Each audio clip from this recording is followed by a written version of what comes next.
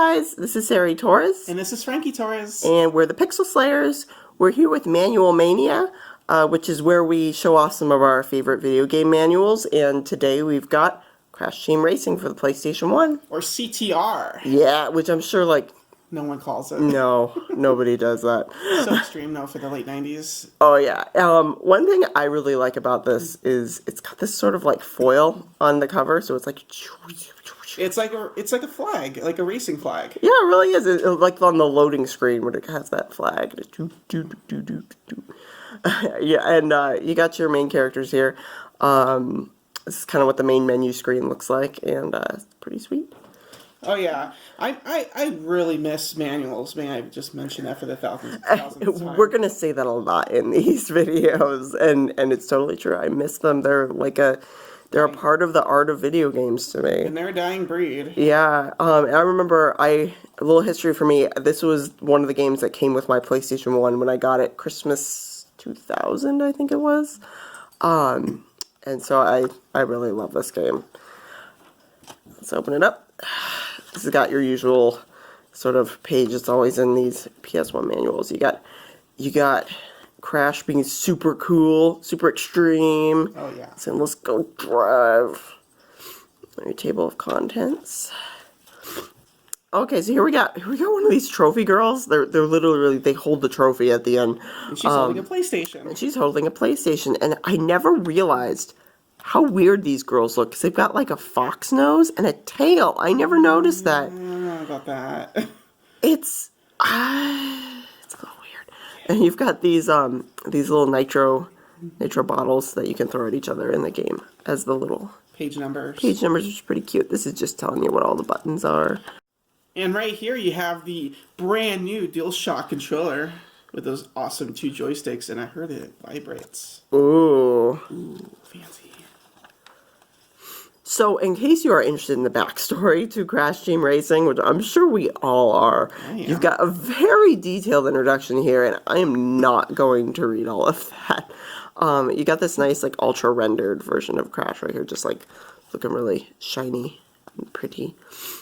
And here you got the different modes. The adventure mode in this is so solid. You can have a blast playing just one player on this, and not even have another player. And it is so much fun. I got, like, really sick with something earlier in the year, and I just played this all the way through, and it was so much fun, and years later, it still really holds up. You got one of these big nitro boxes, detailing the different modes.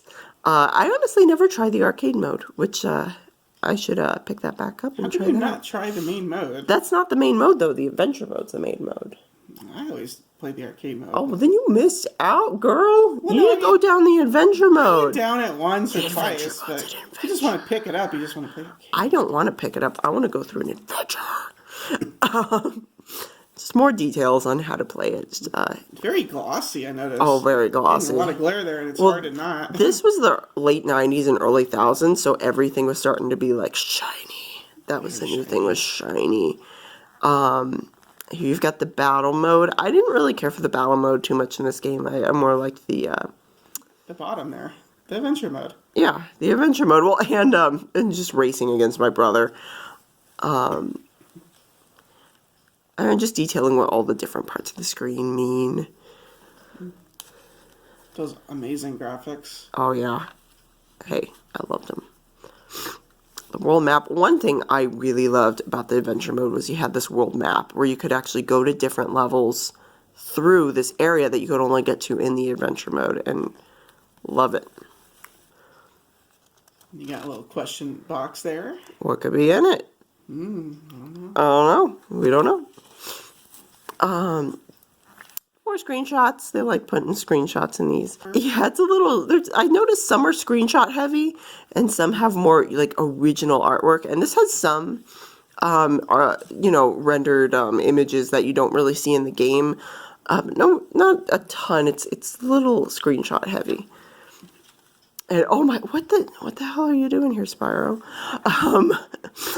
This guy's a bit of a stereotype. I remember getting to him in the game when I was a kid, and it just went over my head. But I got to him in the game. I was playing it as an adult, and I was like, "Ooh, it's a little offensive." This was the '90s, so yeah, a little different rules there. But And an advertisement for Spyro Ripto's Rage. I remember playing this secret playable demo, which is a total secret because they put it right in the manual that's distributed with every single game. That's the best way to keep something a secret. I played this demo as a kid because I never had a Spyro game as a kid for some reason. I just never got to it, and I remember playing this demo and liking it, and then never buying the game. I love that game. Yeah, it's one that I need to get to. Shame. I know. Well, we all have those games that just elude us. Pause screen. Super exciting. I used to hate these Aku Aku hints. I was like, I freaking know. This is my 5th time playing Adventure Mode. Just get out of my face. Ooh, look at the cards. Oh, look how pretty these So cards pretty. look. So pretty. More explanations. Oh, it shows all those cars. Look at those cars. They all look the same, just different colors. Yep. Very. That's something you want to show off right there. Yeah. Talking about the battle mode again, I never got into it really. This part's a little text heavy, but I mean, sometimes your manual just needs to do just that. It just needs to tell you how to do things, and it doesn't. Letting you know how all the power-ups work. I liked the different kinds of little weapons and explosive crates. They're very, very reminiscent of Mario Kart, but they all kind of have their own little charm. I like how they would power up if you got enough of those apples. The masks, which are very much like the stars in Mario Kart. The clocks, I feel like, were kind of a unique element in this, where it kind of just jiggle the camera a bit, confuse your enemies. Hints for the adventure mode. I always like it when these manuals include special hints, like different things that you can do that might be a little different. It's a very 90s thing. Yeah. Probably like one of the last manuals, because this came out at the very end of the 90s, so this is probably one of the last manuals you're going to see hints in. Yeah. So here we've got my favorite page in any manual, which is the character information page. You got these nice pre-rendered graphics of these characters, the images you're not going to see in the game, and their little backstories. When I was a kid, I would read these. I would sit and read the backstories to every character because I loved them. It was a fun experience to look at the manual before you got home, like from the in the car before you got home.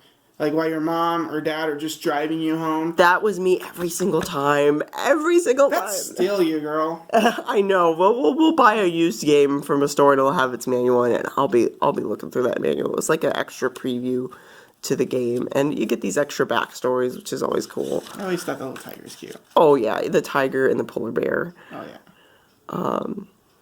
yeah. Yeah. And here you got the credits. Boring. And for some reason, Cortex looks so mad at all the people that created him. Oh, That's gotta be some sort of poetic thing. You know, Get mad at your creator. bite the hand that renders you. I always loved the little advertisements on the back here. Of course, they date so well. That's a 900 number. That's expensive. Yeah. So, Probably like $10 a minute or something. well, that's to order the manual for only $14.95. They even charge you. They charge you to make the call to order the manual that they also charge you for. By check or money order, $14.95 plus 4 shipping. This is so 90s. Oh yeah, and California residents add $123 sales tax. That's terrible. And oh my gosh, That is this cool. I would love to have that on a poster. is classic. He's telling you about the classic limited Crash. warranty. Yep, and he's doing that little dance that he does. Oh, I just would love to have a stand-up of that. That would be great.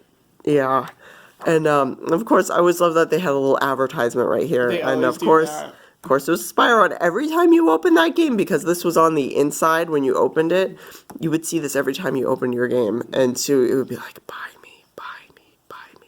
It's available November 1999. Wow. Yeah, so, Feel the burn! feel the burn! So that is our little video on the Crash Team Racing manual. It's one of my favorite games growing up. It's pretty inexpensive. Oh yeah, and it holds up. It really does. It really does. We'll be doing a full review. Oh yeah, sure. we definitely will, because this is one of my favorite racing games. Especially, it's a great contender to Mario Kart's crown. I don't think it steals Mario Kart's crown, but it's there. It's really great. So yeah, thank you guys for watching. Please like and subscribe, and let me know in the comments if there's any other manuals that you loved growing up and that you would want us to do a video on. And we'll see you soon. Thank you for watching. Thanks.